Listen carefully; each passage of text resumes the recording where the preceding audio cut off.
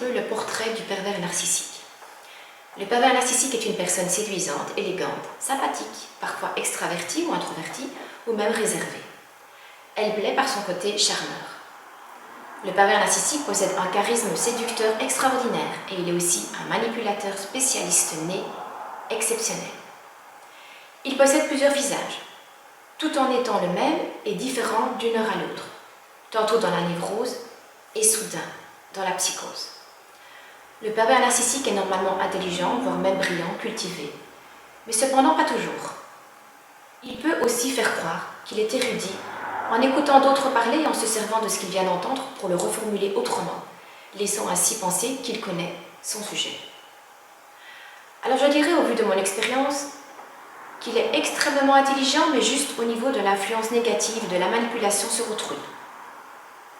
Sa manipulation est si parfaite qu'elle demeure presque invisible pour les non-spécialistes, et parfois même, dans un premier temps, pour les victimes elles-mêmes. La personnalité narcissique est terriblement égocentrique. Il y a aussi chez ces individus une grande immaturité émotionnelle.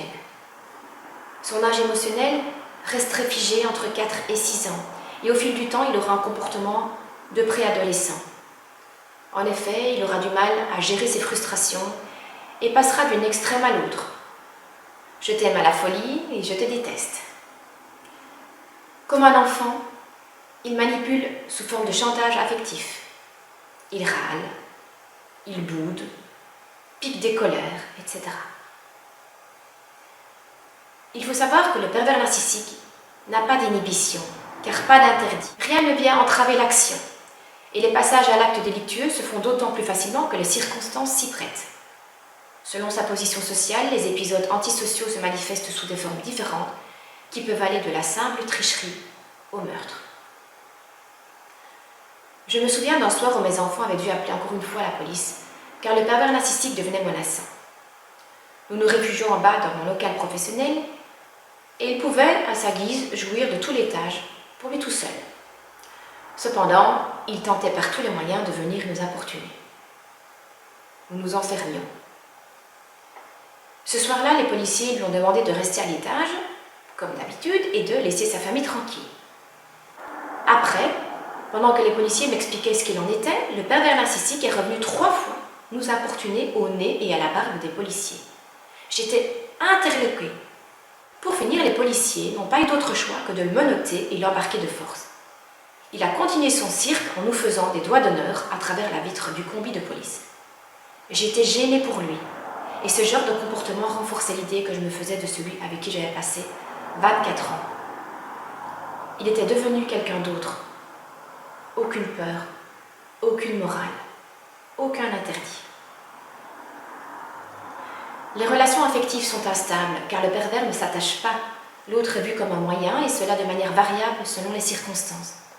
Facilité et immédiateté dominent, avec une tendance à la manipulation et à l'utilisation.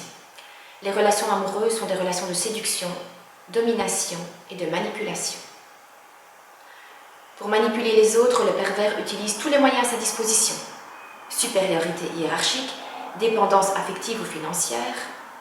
Il joue de divers ressorts psychologiques, culpabilisation, dévalorisation, ou utilise la violence verbale, physique et ou psychologique.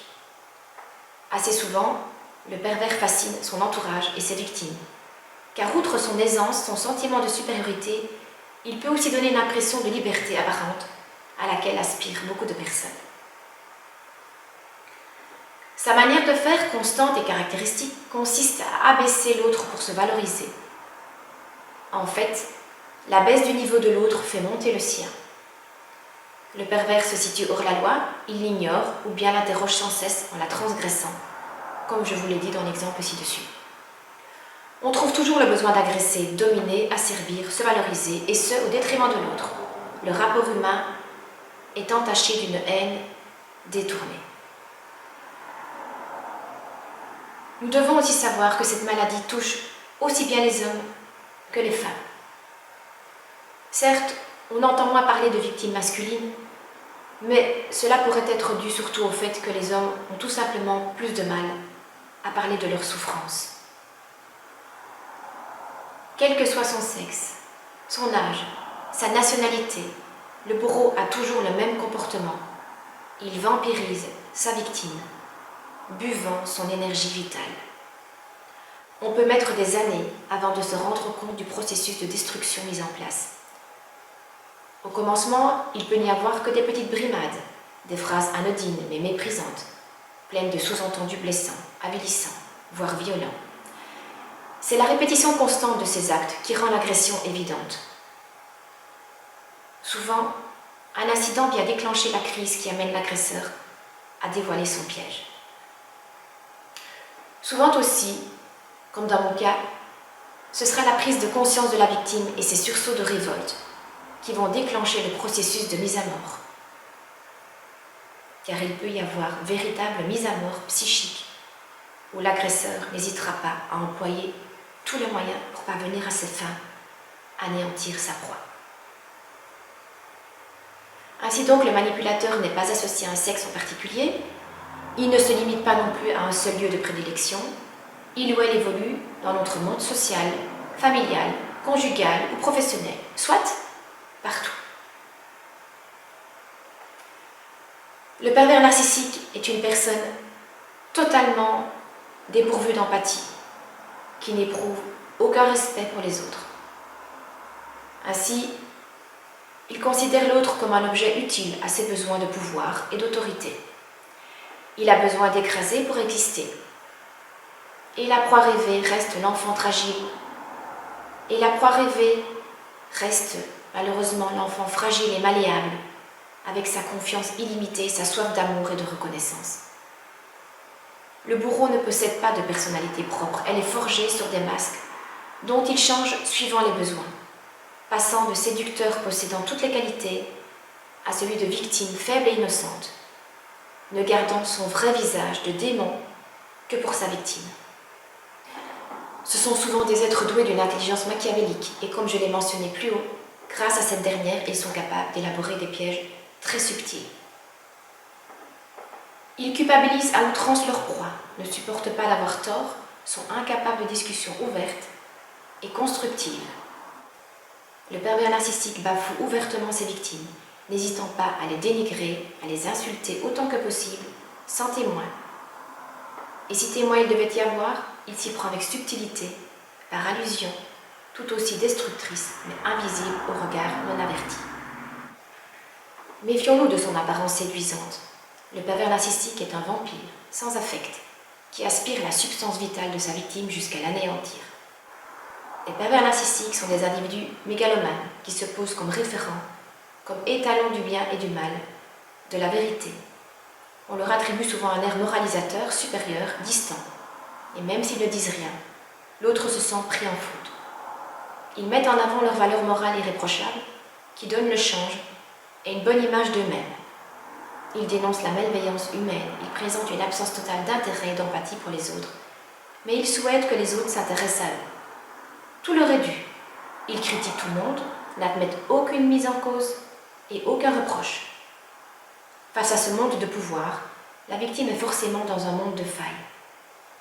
Montrer celle des autres est une façon de ne pas voir ses propres failles, de se défendre contre une angoisse d'ordre psychotique. C'est le déni total de l'identité de l'autre. Ils peuvent se passionner pour une personne, une activité ou une idée, mais ces flambées restent très superficielles. Ils ignorent les véritables sentiments, en particulier les sentiments de tristesse ou de deuil. Les déceptions entraînent chez eux de la colère ou du ressentiment avec un désir de revanche. Cela explique la rage destructrice qui s'empare d'eux lors des séparations. Quand un pervers perçoit une blessure narcissique, une défaite ou un rejet, il ressent un désir illimité d'obtenir une revanche. Il s'agira ici d'une rancune inflexible à laquelle le pervers appliquera toutes ses capacités de raisonnement. Ce qui explique que les séparations sont très difficiles. En outre, les pervers narcissiques ressentent une envie très intense à l'égard de ceux qui semblent posséder les choses qu'ils n'ont pas ou qui simplement tirent plaisir de leur vie. L'appropriation peut être sociale. Par exemple, séduire un partenaire qui vous introduit dans un milieu social que l'on envie. la haute bourgeoisie, un milieu intellectuel ou artistique. Le bénéfice de cette opération est de posséder un partenaire qui permet d'accéder au pouvoir. Il s'attaque ensuite à l'estime de soi, à la confiance en soi chez l'autre, pour augmenter leur propre valeur. Il s'approprie le narcissisme de l'autre. En effet, le premier moteur du pervers narcissique, c'est l'envie. Ce qu'il veut, c'est ce que possède l'autre, ou qu'il semble posséder, au sens propre comme au figuré. Il veut d'abord ce que l'autre est, mais aussi ce qu'il a ou ce qu'il fait. Comme il ne peut structurellement se satisfaire, il va chercher à dénigrer, salir, humilier, détruire. Car son second moteur est la haine. Il ne supporte pas de voir l'autre heureux et libre. Faire souffrir l'autre est une manière d'échapper à sa propre souffrance. C'est aussi une jouissance à part entière. Il n'y a pas de bonne manière de se défendre, car si l'on résiste, il devient enragé. Et si on ne réagit pas, il hait souvent férocement. Ces personnes souffrent encore de la mégalomanie. Ce sont elles les plus belles, les plus intelligentes, les plus fortes. Leur orgueil est sans borne et leur mépris pour les autres est grand. Elles peuvent montrer un certain respect pour des personnes qu'elles estiment supérieures à elles, dotées d'un bon esprit stratégique. Elles font tout pour atteindre leur objectif et sont prêtes à tout pour ne pas perdre, en se moquant de la morale, au contraire. Leur stratégie les menant souvent à la victoire, elles se persuadent qu'elles ont raison de se conduire ainsi.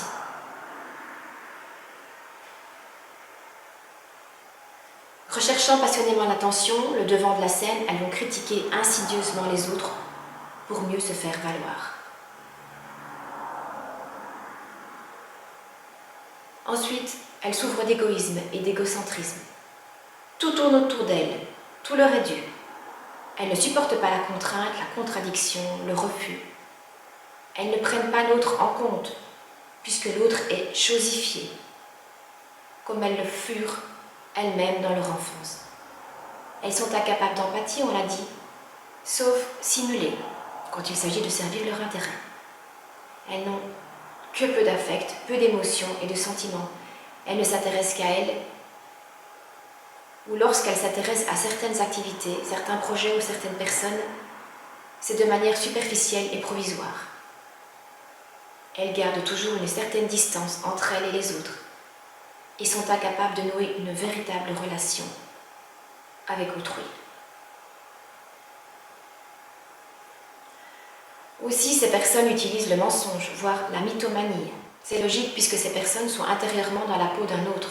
Elles jouent un rôle, elles ne sont jamais elles-mêmes. Elles ne savent pas être elles-mêmes, elles ne le peuvent pas. Et c'est bien ce qu'elles envient chez l'autre. Habilement, elles mêlent la vérité et le mensonge, feignent, trompent, simulent et parfois croient sincèrement à leurs mensonges. Comme elles cloisonnent habilement leurs différentes relations, personne ne peut recouper les informations et voir qu'elles mentent. Elles sont parfois conscientes de leurs mensonges, parfois non. Elles ne reconnaîtront jamais rien, s'entêteront malgré l'évidence, voire seront dans le déni total. Elles ne parlent jamais précisément, ne disent pas directement ce qu'elles ont à dire, mais font des sous-entendus, des allusions, ce qui leur permet ensuite de nier, d'affirmer que c'est l'autre qui a mal compris, mal entendu ou qui ment. Si l'on s'aperçoit de leurs contradictions, elles vont trouver un moyen de s'en sortir et vont affirmer par exemple qu'elles plaisantent. Elles transmettent des messages paradoxaux afin de semer la confusion, ce qui leur permettra de critiquer, de reprocher, de rabaisser.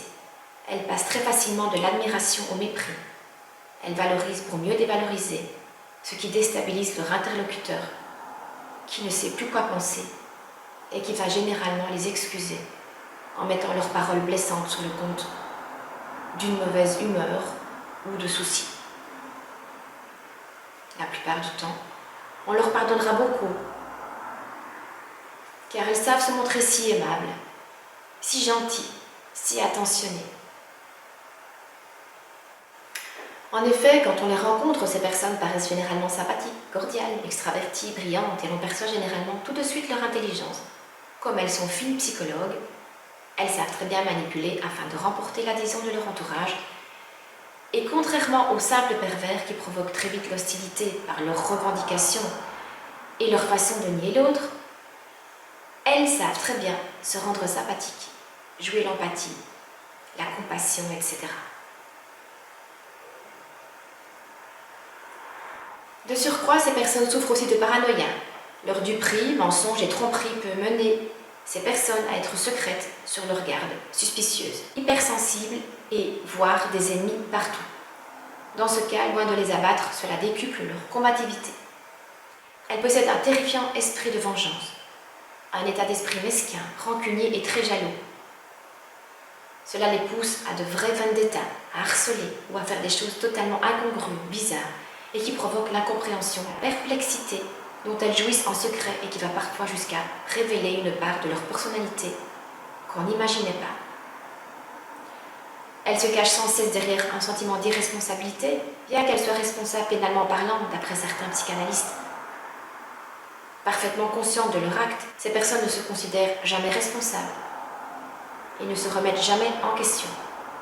Elles reportent toujours l'erreur sur l'autre, en particulier lors de la phase de séparation, où elles vont se faire passer pour la victime, ce qui leur permettra de séduire à nouveau une personne compatissante qui voudra à nouveau les sauver.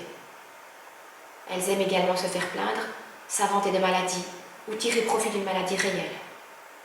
En outre, elles considèrent qu'elles auront plus à perdre en changeant, même si elles laissent croire le contraire, qu'en restant comme elles sont. Alors vous comprendrez que dans ces conditions, il est difficile pour elles de faire appel à un thérapeute, et quand poussées à cette démarche, elles se décident à consulter, ce qui est très rare. Le thérapeute sera forcément incompétent. De même, il leur sera très difficile, voire impossible, de changer de fonctionnement. Elles pratiquent le phagocytage, comme je l'ai déjà dit. Ce que veulent absolument s'approprier ces personnes, c'est l'autre, ses qualités, ses idées, ses passions, ses envies. Bien plus que ses biens.